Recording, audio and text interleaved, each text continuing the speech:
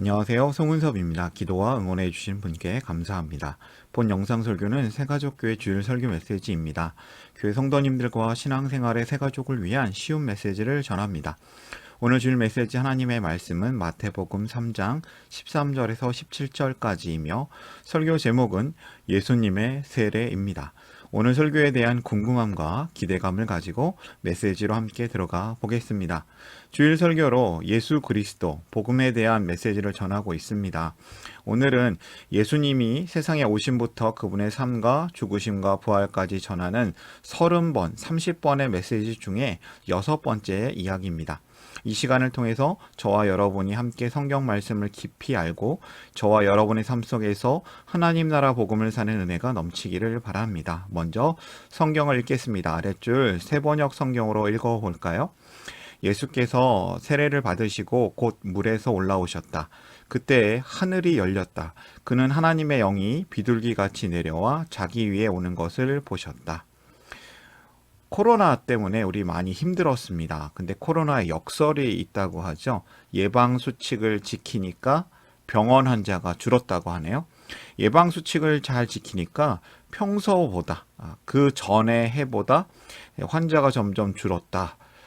건강해져서 병원 방문이 줄었다는 상황이에요. 몸의 아픔, 질병은 세균과 바이러스 때문입니다.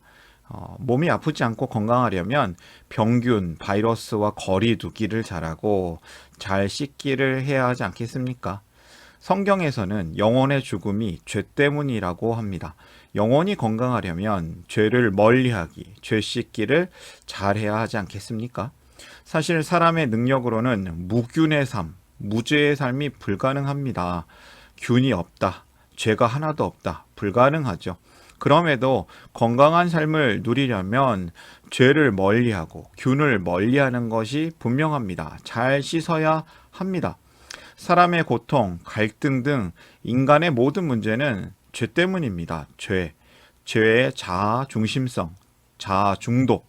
성경은 죄 씻음을 세례라고 합니다. 오늘 말씀으로 예수님의 세례 이야기로 들어가려고 합니다. 오늘 설교를 위한 3가지 질문입니다. 이해하기 쉬운 질문이며 답도 쉽습니다. 이 메시지를 들으시는 분들에게 도움이 되는 질문이 되었으면 합니다. 첫 번째 질문은 예수님이 어디로 무엇하러 가셨는가? 두 번째 질문, 누가 누구에게 세례를 주었는가? 누가 세례를 받았는가? 세 번째 질문은요, 예수님이 세례를 받은 후에 어떤 일이 일어났는가? 자세히 보니까 질문에 답이 있는 것 같기도 하네요. 첫 번째 질문이에요. 예수님이 어디로 무엇하러 가셨는가? 성경 말씀 좀 읽어볼까요? 마태복음 3장 13절 말씀. 그때 예수께서 요한에게 세례를 받으시려고 갈릴리를 떠나 요단강으로 요한을 찾아가셨다.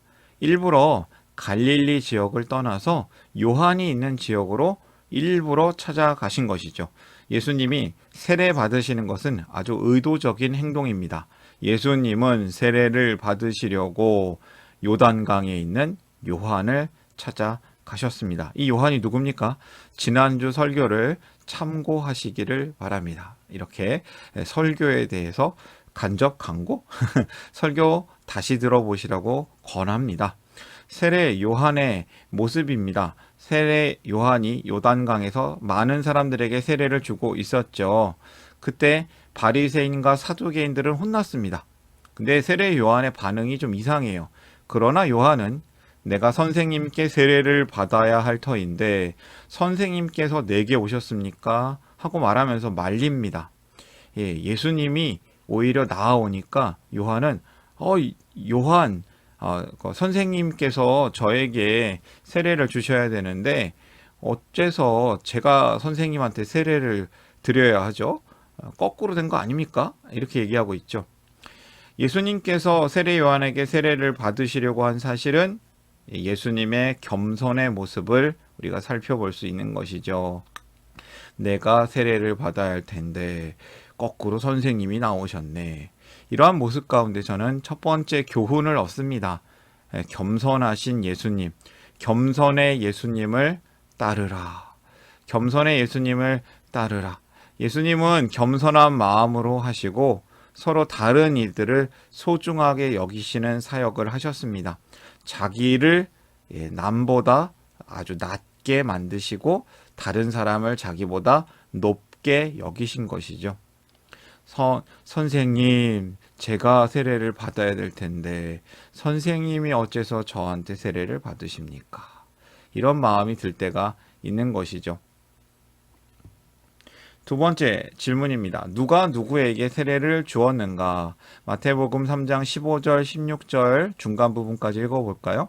예수께서 그에게 말씀하셨다. 지금은 그렇게 하도록 하십시오. 이렇게 하여 우리가 모든 의를 이루는 것이 옳습니다. 그제서야 요한이 허락하였다. 예수께서 세례를 받으시고 곧 물에서 올라오셨다. 예수님이 말씀하시죠. 지금은 그렇게 하도록 하십시오. 이렇게 하여서 우리가 모든 의를 이루는 것이 옳습니다. 세례 요한이 예수님에게 세례를 주었습니다. 결국 세례 요한이 예수님께 설득을 당한 것이죠. 지금은 이렇게 하는 게 좋습니다. 왜 예수님이 세례를 받으셨냐면 모든 의를 이루기 위하여. 이게 무슨 뜻일까요? 알쏭달쏭합니다. 세례 요한이 예수님에게 세례를 준 것. 예수님의 말씀을 조금 의역하자면 일반적으로는 내가 너에게, 예수님이 요한에게 세례를 주는 것이 맞지만 지금은 예수님이 세례를 받음으로 세상 죄를 지고 가는 어린 양이 되는 것이 옳다. 예수님이 죄인의 모습으로 사는 것이 지금은 맞다라고 하는 말씀이죠. 예수님은 원래 완전한 의인이시지만 지금은 죄인의 자리로 낮아지시겠다는 뜻입니다. 예수님은 자신을 죄인의 자리로 보내시는 아버지 하나님의 뜻에 순종하십니다. 세례는 그러한 모습입니다. 세례는 죄인이 받는 겁니다. 예수님은 죄인이 아니십니다. 받으실 필요가 없습니다. 그런데 겸손히 인간의 세례를 받으십니다. 하나님 나라의 왕, 하나님의 아들이 죄인의 세례를 받는 사건이 되었습니다. 이것이 순종이죠. 두 번째 교훈을 봅니다. 순종의 예수님을 본받으라. 예수님은 모든 의를 이루기 위하여 낮아지셨다. 그래서 예수님 돌아가실 때 다 이루었다라고 말씀하시지 않습니까? 순종의 예수님의 모습을 우리는 발견합니다. 마지막 세 번째 질문이에요. 예수님이 세례를 받은 후 어떤 일이 일어났는가? 3장 16절, 17절 같이 읽어볼까요? 예수께서 세례를 받으시고 곧 물에서 올라오셨다. 그때 하늘이 열렸다. 그는 하나님의 영이 비둘기같이 내려와 자기 위에 오는 것을 보셨다. 그리고 하늘에서 소리가 나기를 이는 내가 사랑하는 아들이다. 내가 그를 좋아한다 하였다. 하나님의 음성이 들리죠. 하늘이 열렸고요. 성령이 비둘기같이 내려오면서 하늘에서 하나님의 음성이 들립니다. 이는 내 사랑하는 아들이요 내 기뻐하는 자다 라는 소리가 있습니다. 우스갯소리지만 요즘 같은 환경오염 가득한, 매연이 가득한 도시 비둘기의 이미지는 아주 나쁩니다. 거룩한 비둘기가 아니라 더러운 비둘기 이미지가 있죠. 요즘 이미지로 성경을 읽으면 안 됩니다. 성령님을 그렇게 이해해서는 곤란합니다. 어느 아이의 질문이 생각나요. 성령님이 더럽게 오셨나요? 아닙니다. 성령님이 하늘에서 신비하게 내려오셨다는 뜻으로 상상하기를 바랍니다. 만약에 제가 봤다면 성령님이 드론처럼 내려오셨다라고 했을 것 같습니다. 하늘이 열리고 성령님이 예수님 위로 내려와 머무릅니다. 그리고 하늘로부터 하나님의 소리가 들려옵니다. 이렇게 하나님은 예수님의 모습을 보면서 기뻐하셨고 그곳에 있던 사람들은 예수님이 하나님의 아들이심을 알게 됩니다. 더욱 확신하게 됩니다. 아무 죄도 없으신 예수님이 세례를 왜 받으셨을까? 예수님이 사역을 본격적으로 하기 전에 세례 요한에게 가서 세례를 받습니다. 예수님이 세례를 받는 일이 어떻게 하나님의 뜻을 이룰 수 있을까? 세례를 받음으로 죄 씻음을 받았다는 뜻이고 죄 씻음의 사역을 이제부터 예수님이 하시겠다는 것이죠. 예수님은 죄가 없지만 지은 죄를 회개하는 사람들처럼 세례를 받으십니다. 그래서 사람들에게 예수님이 하실 일에 대해서 미리 보여주시는 사건입니다. 나의 아들, 나의 기쁨이다. 죄인의 세례를 받으신 것, 예수님이 이 땅에 오신 것, 이것이 하나님의 뜻이다. 세 번째 메시지를 발견합니다. 세례의 예수님을 기뻐하라. 예수님의 사역으로 우리가 구원을 받습니다. 세례의 예수님 덕분에 우리가 죄 씻음을 얻습니다.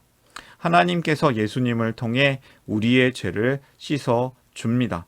저는 이 장면을 성경을 관통하는 사건이라고 생각합니다. 복음의 눈으로 바라보면 예수님의 탄생, 사역, 삶과 죽음, 부활과 승천, 다시 오심의 이 약속이 모두 하나님의 뜻이다라는 것을 보여주는 것이죠. 예수님이 사실은 믿지 않는 사람들의 눈에 보면은 몰래 오신 거예요. 사자성어로 미복잠행이라는 말이 있습니다. 왕이나 또는 군주가 백성들의 실제 사는 모습을 직접 눈으로 보려고 평상복을 입고 다니는 행동을 뜻합니다. 왕이 민생 살피기 위해서 평민 옷을 입은 것이죠. 세상의 많은 정치 지도자들이 때가 되면 인기 유지를 위해서 진정성이 없는 재래시장 방문이라든지 연탄 봉사, 또 혹은 이재민 사고 장소 방문 이런 것들을 합니다. 서민 코스프레를 한다는 것이죠.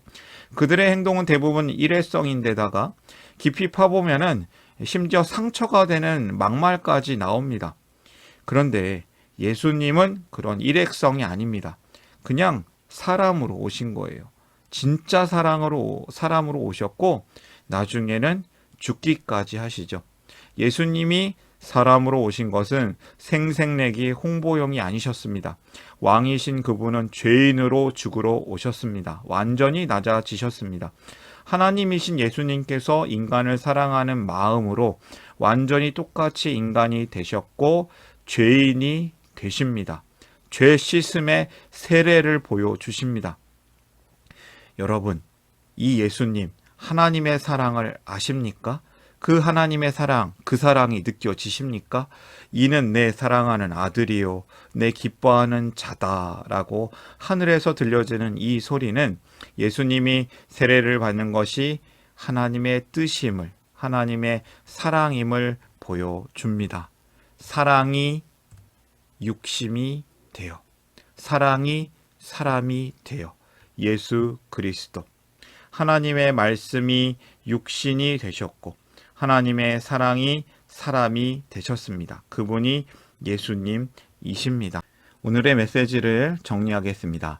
첫 번째, 겸손의 예수님을 따르라. 겸손한 마음으로 하고 서로 다른 일을 소중하게 여기시는 성도가 되시기를 바랍니다. 두 번째, 순종의 예수님을 본받으라. 겸손과 순종은 비슷하지만 좀 다릅니다. 순종은 힘이 없어서 하는 게 아니에요. 힘이 있음에도 하나님의 뜻에 순종, 하나님의 뜻에 나를 복종시키는 것이 순종이죠. 예수님이 그렇게 하셨습니다. 예수님은 모든 의를 이루기 위하여 낮아지셨습니다. 그 예수님을 본받으시는 성도가 되시기를 바랍니다. 세 번째, 세례의 예수님을 기뻐하라.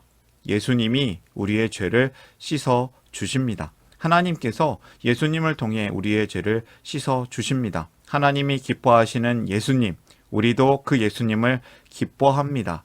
그리고 우리의 죄의 씻음을 함께 기쁘고 감사합니다. 우리가 예수님의 세례를 통해서 많은 은혜를 받습니다. 겸손의 예수님을 따르라. 순종의 예수님을 본받으라. 세례의 예수님을 기뻐하라. 오늘의 메시지를 마음에 품고 함께 기도하는 시간을 갖기를 원합니다. 기도하겠습니다.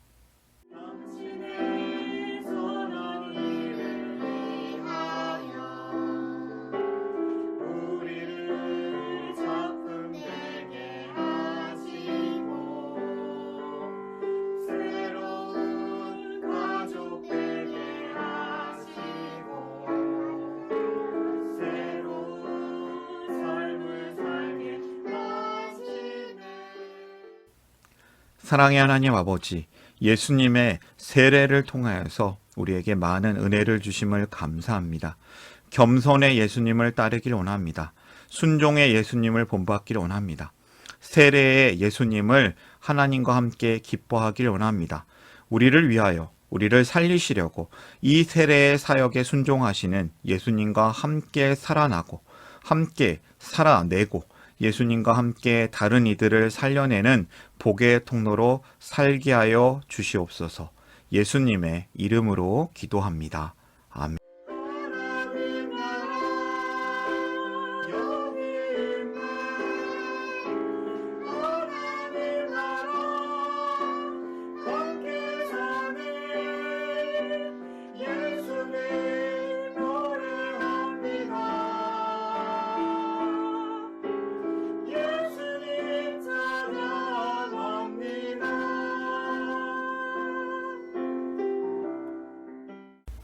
샬롬, 송은섭입니다. 저를 통해 또는 누군가의 추천과 우연한 기회로 이 메시지를 보게 되신 분들께 감사합니다. 모든 성도님들은 하나님 나라의 새가족이십니다. 교회를 처음 나오신 분들만 새가족이 아니라 우리 모두가 새가족입니다. 왜냐하면 우리가 하나님 나라에서 새로운 관계가 된 새로운 가족 공동체이기 때문입니다.